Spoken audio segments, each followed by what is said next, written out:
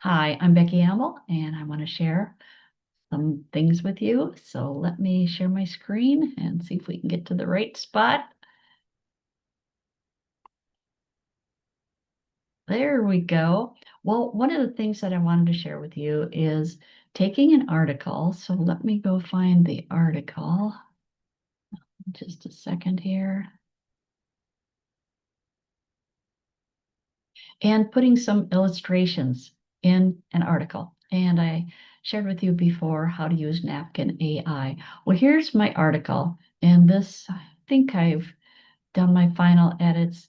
It's about just what's going on in manufacturing, what's the situation with the jobs. And you can see, like here, we've got on the indented part a statistic, and we've got some more statistics here. It's in the blue indented. Same thing down here a little ways further.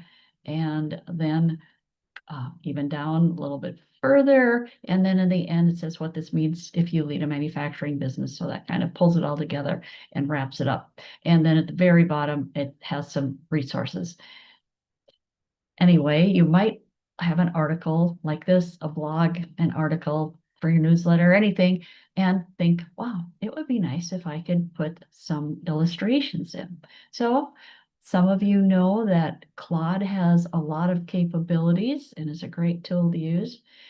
Here is how it worked in Claude. And I just said, take this article and design, insert some visuals, tables, graphs, etc. I didn't give it a whole lot of direction, and I wanted to see what it would do. And I said, maybe three or so of the areas to illustrate the statistics. So I did say something about using the statistic. Well, what it did, here it skipped the first one. Now you might remember this was in blueprint, indented in words. So it took the words out and made this visual depiction of it. Then the next time that there were some statistics, it took that out and put in this illustration. And further down, again, it took out the stats and represented the statistics in a visual. So you might look at that, and I looked at that and I thought, well, I think that's pretty good, but I wasn't so sure if I wanted the specific statistics eliminated. Now I could go back and put them in for sure, right? Anyway, one of the things that I wanted to share with you is using Napkin AI. This, okay, so first you get to this, and then sign in, and then, get your napkin for free or sign in, whatever you've got. Here's the other article that I did, and here's the illustrations. I guess I didn't show you that unless you're on my subscription list. Anyway, so I'm going to do a new napkin. And I'm going to do this live. I don't remember which way I've done this in the past. So we're going to import a file. So I'm going to go here and I'm going to go get a doc. And you see, where is this one at? Hold on a minute. I got to think about where I've got it. Okay, it's in my article file. I need to find that specific stats piece. Okay, so we're going to go with AI at Work Part 2. Maybe you can see it. Anyway, I'm going to click that in. Oh, it's already in use. Okay, of course, because I was showing it to you. Just a second. I'm going to close that. We're ready to go. Let's get her in there. And I think last time I might have copied and pasted. Anyway, you can copy and paste. You can do it however you want to. So here we go. The AI at work, the data every business leader needs, part 2 of 3. And there you can see what I had was the real title, 3.8 million jobs, half unfilled, etc. So let's go down here. And I think I'm going to skip that first section, but let's go down here. And what it does is you can see I'm scrolling my keyboard or scrolling the article, and over here it has this thing that says generate visuals, and it'll show up all along, and you just pick where you want it. So let's do that. And here we go. Let's see what it comes up with. And it's going to give a number of choices. So you can see over here all the suggestions and the choices that you have.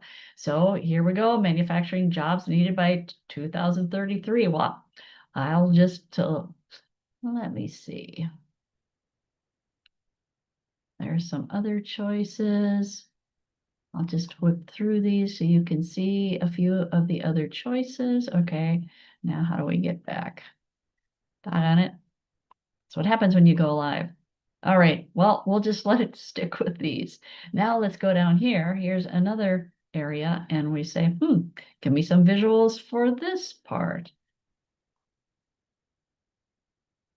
And it's going to come up with some choices. They'll show up here on the left. And there, it's trying to be consistent with the first illustration that it gave here. Now you can change all this up. You can do what you want. You can see all the different choices that I have over here on the left. And let's just see what this looks like. I'm not sure I like that, but let's leave it in there. And then I can also pick, let's say I want to have it in blue because I like blue. There you go. There we've got the blue illustration. Then let's go down to the next time that there is some information about manufacturing. So back to the top, we've got our title of the article. We're skipping that first statistic. And then we came in with this one where it's talking about the jobs needed to be filled by 2023. 50% of the jobs will go unfilled according to NAM. So we have that illustration. Filled jobs 50%, unfilled 50. See, that might not be quite the great illustration you want to use. Anyway, then the next section here on smart manufacturing, and it talks about 92% of manufacturers say smart manufacturing will be part of the driver. 85% say this. Anyway, so the rise of smart manufacturing. I don't like the fact that they goofed up the word. Let's just leave that alone for now. And then it's got the next section, what the new jobs will actually look like. Oh yeah, and here, you can do some editing and or go back over to the side where those illustrations were. We could like regenerate, see if it gives me some new choices. Well, it actually just moved that, and here's some more choices. Here's this one, but now it's in blue. Remember, that would be a little bit more consistent with the first image. So we can pick and choose. There's all these other choices you can take a look at and see what you think is going to be best. Anyway, let's go down. I'll come back and clean this up. And then here, these are just bulleted things. I'm going to just leave that alone. Where I thought it was most interesting to try to do something is where there was actually a statistic, a number. So here's another one. Let's go down here and get our little doodad to give us the choice to add. Come on, why isn't that showing up? Okay. All right. So let's just click on that.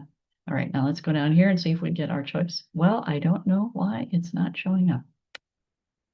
And there we go. There we go. Come on. Come on. Okay, so it's working on an illustration for this. See, it's a little quirky. Sometimes you just got to play with it.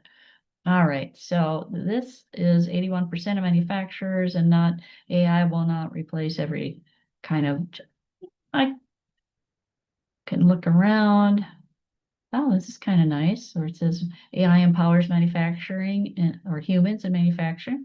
Kind of like that one. So that, well, now we have to pick the color, and you can pick the color and you can wrap it up.